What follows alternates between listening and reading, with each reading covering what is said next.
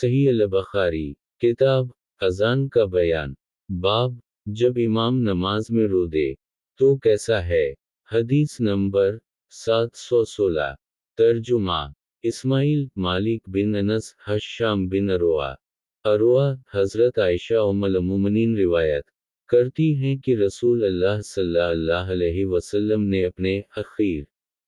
مرض میں فرمایا کہ ابو بکر سے کہو کہ وہ لوگوں کو نماز پڑھائیں۔ حضرت عائشہ کہتی ہیں کہ میں نے آپ سے کہا کہ ابو بکر جب آپ کی جگہ پر کھڑے ہوں گے تو رونے کے سبب سے لوگوں کو اپنی قرات نہ سنا سکیں گے، لہٰذا آپ عمر رضی اللہ عنہ کو حکم دیجئے کہ وہ لوگوں کو نماز پڑھائیں۔ پھر آپ نے فرمایا کہ ابو بکر رضی اللہ عنہ سے کہو کہ وہ لوگوں کو نماز پڑھائیں۔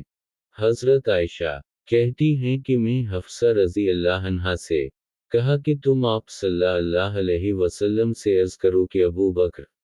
جب آپ صلی اللہ علیہ وسلم کی جگہ پر کھڑے ہوں گے تو رونے کے سبب سے لوگوں کو اپنی قرات نہ سنا سکیں گے، لہٰذا آپ صلی اللہ علیہ وسلم عمر کو حکم دیجئے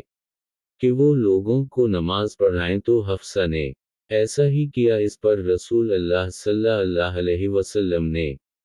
فرمایا تم تو حضرت یوسف کی عورتوں کی طرح معلوم ہوتی ہو، ابو بکر سے کہو کہ وہ لوگوں کو نماز پڑھائیں۔ پس حفصہ نے حضرت عائشہ رضی اللہ عنہا کہا کہ میں نے کبھی تم سے کوئی بھی بھلائی نہ پائی